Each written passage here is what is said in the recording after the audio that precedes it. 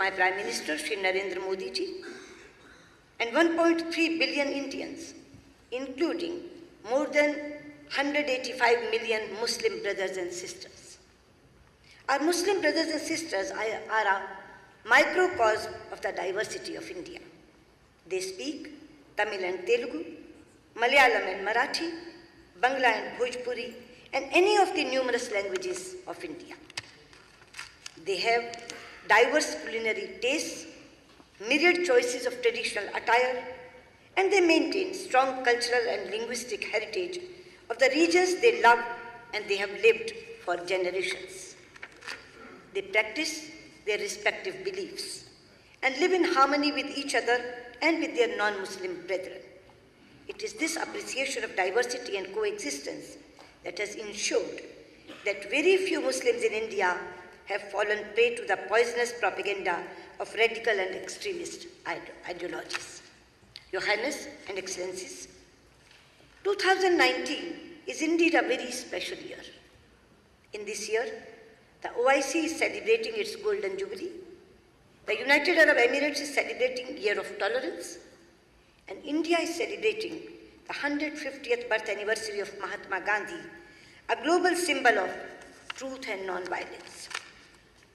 It is therefore a matter of pride for me and for India to be invited in this special year to be your guest of honor and to be extended a hand of friendship. I convey my deep appreciation to Foreign Minister, His Highness Sheikh Abdullah bin Zayed, for his sagacious leadership and for his invitation. Thank you, Your Highness. Your Highness and Excellencies, in the past 4 years, few relationships have seen as much engagement as India's relationship with the UAE and indeed with the entire Gulf and West Asia region. It is a return of history. UAE has shown how a nation can power its progress with a grand vision, with the openness of the world, with an embrace of technology, with investment in human resources, and with an environment that nurtures talent and cultures from around the world. We also express our special gratitude to Saudi Arabia, Bangladesh, and other friends for their strong support for hearing India's voice in this forum. Your Highness and Excellencies, the OIC member constitute more than 1/4 of the members of the United Nations and nearly a quarter of the humanity. It is an organization that has a key role in shaping our world. It brings together nations on the foundation of a common faith, but also by a shared desire for a better future for their people. From Southeast Asia to the shores of Latin America, from the steppes of Central Asia to the vast expanse of the African continent, from South Asia to the great arc of West Asia and North Africa, the nations represented here also reflect a magnificent diversity of language and literature, customs and culture, history and heritage. Your Highness, Excellencies, India shares much with you. Many of us have experienced the dark days of colonialism. Many of us saw the light of freedom and the bright ray of hope at the same time. We have stood together in solidarity in our quest for justice, dignity, and equality of all people, regardless of race and religion. We have worked together to fashion global institutions into representative platforms, defined not by the interest of a few, but the voice of all sections of humanity. We have together struggled for a world where access to resources, markets, and opportunities is fair and balanced. And with so many nations here, India has forged deep bonds of friendship and close partnership. Friends, as India's economy has grown and become more integrated with the world, these partnerships have become stronger. We have excellent political ties marked by warmth, respect, and goodwill. With many, we have expanding defense and security cooperation. Our economic engagement is robust and growing rapidly. Our digital partnerships are shaping the course of our future, and our ties have the warm glow of deepening human and cultural links. Nations to our east, Brunei, Indonesia, and Malaysia, are important pillars of India's Act East policy and of our broader engagement in the Indo-Pacific region. In our neighborhood, with Afghanistan, Bangladesh, and Maldives, we have ties forged in our shared struggles and sacrifices, in the immeasurable warmth of our hearts, and in our unwavering commitment to the security and prosperity of our people and region. In Central Asia, where human aspirations linked us across the mightiest mountains since ancient times, we are rebuilding our relationship along new routes of possibilities. We do this especially with and through Iran, a country with which we not only share civilizational and cultural links, but a partnership that is vital for stability and prosperity in our region. In West Asia, our solidarity with the aspirations of the Palestinian people have remained unwavering. Our international journey was often pursued in close partnership with Egypt. Iraq and India have stood together in our triumphs and trials. We have with great admiration supported Jordan's efforts in strengthening the voices of moderation and building bridges of understanding between faiths. Further to the west, with nations like Tunisia, Morocco, and Algeria, we work for a shared desire for a more inclusive world. With Turkey, a nation with which we have many strands of connected history, we are imparting new momentum to our ties.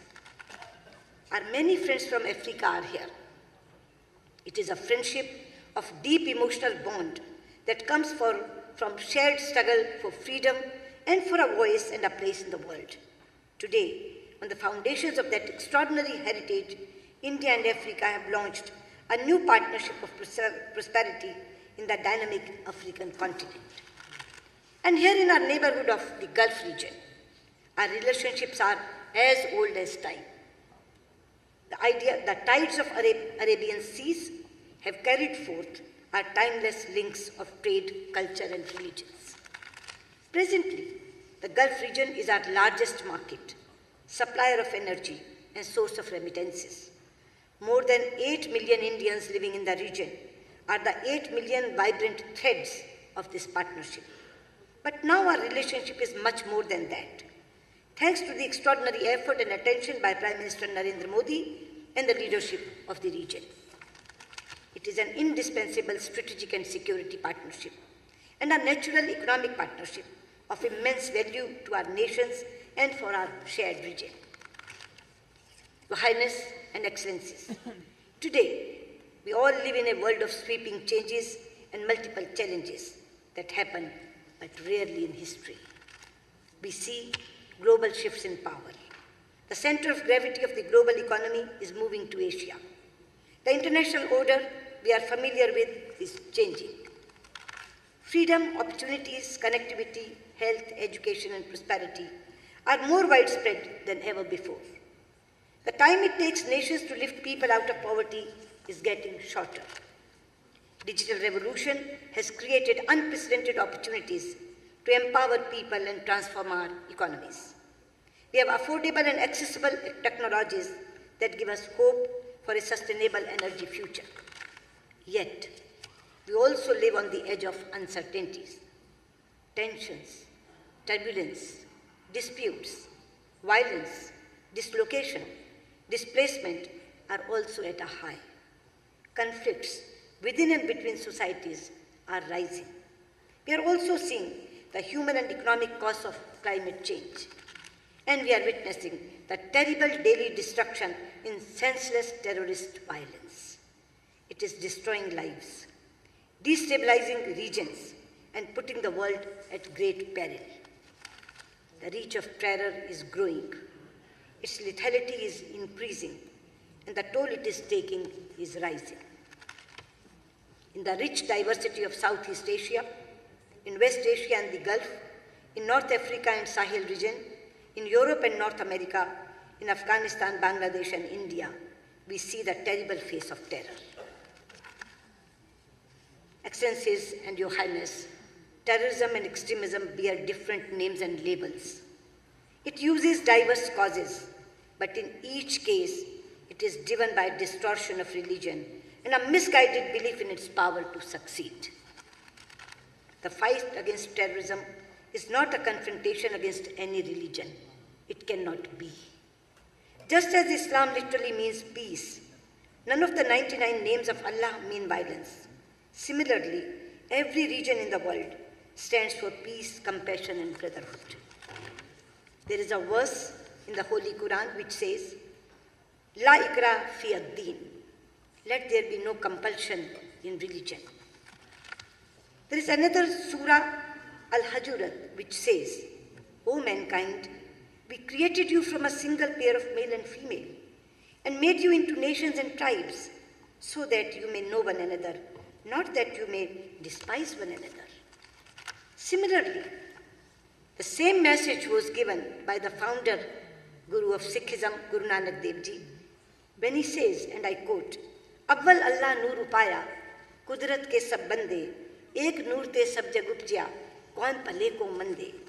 This means, first Allah created light. Then, by His creative power, He made all mortal beings. From that one light, the entire world came into being. So who is good and who is bad? Your Highness and Excellencies, India has always embraced and found it easy to embrace pluralism, since it is embedded in the oldest Sanskrit religious text, the Rig Veda, and I quote, Ekam sadvipra bahuda vadanti, which means God is one, but learned men describe Him in many ways. Our great philosopher Swami Vivekananda said that this phrase from the Rig Veda has given the theme to all subsequent thoughts to India, and one that will be the theme of the whole world of religions. Your Highness and Excellencies, this is not a clash of civilizations or cultures, but a contest of ideas and ideals. As Prime Minister Shri Narendra Modi has often said, it is a struggle between the values of humanism and the forces of inhumanity. Your Highness and Excellencies, if we want to save the humanity, then we must tell the states who provide shelter and funding to the terrorists to dismantle the infrastructure of their terrorist camps and stop providing funding and shelter to the terror organizations based in that country. At the same time, I would like to say that this menace cannot be fought only through military, intelligence, or diplomatic means. It is also a battle that must be won through the strength of our values and the real message of religions. This is a task that states, societies, sages, scholars, spiritual leaders, and families must pursue through personal contacts and on social media. And for this, faiths must speak to faiths. Cultures must engage with cultures. Communities must build bridges, not erect walls. The youth must shape the future, not destroy lives. Your Highness and Excellencies, I am particularly pleased to participate in a conference whose theme is a roadmap for prosperity and development. However, I may enter a caveat. The young are not going to be content with only roadmaps. They want roads as well. They also want them to be built fast. It must be our common objective to ensure that we leave them a world that is infinitely better in terms of equitable economic growth and social justice than the one we inherited. That is the mission which has brought us together in Abu Dhabi, a city that has matured into a landmark of Asia and the world. Your Highness and Excellencies, India is the world's third largest economy on purchasing power parity and is the fastest growing one. We are prepared to share our market, resources, opportunities, and skills with our partners. We will do what we can within our capacity to ensure that the path to development remains open to all and the global trade regime is open, stable, and fair. Your Highness and Excellencies, at 50, Organization of Islamic States is making a new beginning. The choices you make, the directions you set, will have a profound impact on humanity. The OIC has a huge responsibility and a great opportunity to lift humanity to a higher level of peace and prosperity, and to make this planet a better place, not just for your people, but for the rest of the world. And we will work with you to spread the true meaning and mission of all religions, promote respect for and between faiths, counter the language of hate with a message of harmony, advocate moderation over extremism and pluralism over exclusion, inspire youth to the path of service than of destruction, build bridge of understanding and reduce barriers across cultures and religions. Your Highness and Excellencies, the late President of India, Dr. APJ Abdul Kalam, popularly referred to as the People's President, said, and I quote, "Where there is righteousness in the heart, there is beauty in the character. When there is beauty in the character, there is harmony in the home.